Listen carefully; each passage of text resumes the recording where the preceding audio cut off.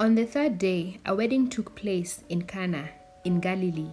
Jesus' mother was there, and Jesus and his disciples had also been invited to the wedding.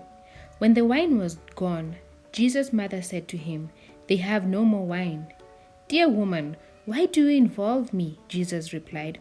"My time has not yet come." His mother said to the servants, "Do whatever he tells you." Nearby stood 6 stone water jars, the kind used by the Jews for ceremonial washing, each holding from 75 to 115 liters. Jesus said to the servants, "Fill the jars with water." So they filled them to the brim. Then he told them, "Now draw some out and take it to the master of the banquet." They did so, and the master of the banquet tasted the water that had been turned into wine. He did not realize where it had come from, though the servants who had drawn the water knew.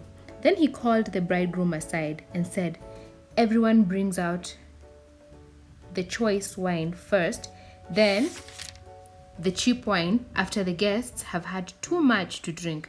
But you have saved the best till now." This is the first of his miraculous signs Jesus performed at Cana in Galilee. He thus revealed his glory, and his disciples put their faith in him. Chapter 12, verse 12.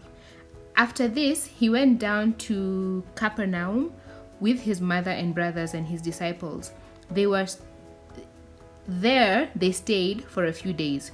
When it was almost time for the Jew Passover, Jesus went up to Jerusalem. In the temple courts, he found men selling cattle, sheep, and doves, and others sitting at tables exchanging money. So he made a whip out of cords and drove them all to the temple area, both sheep and cattle.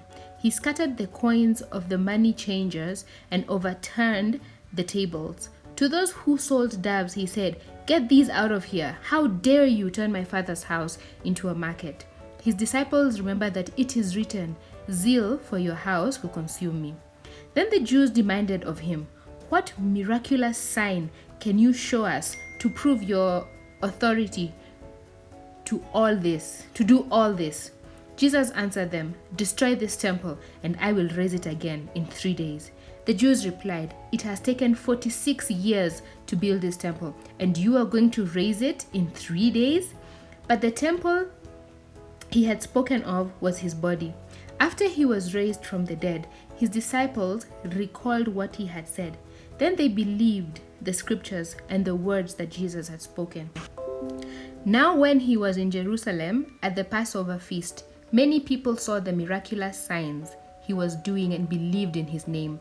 But Jesus would not entrust himself to them, for he knew all men. He did not need man's testimony about man, for he knew what was in a man.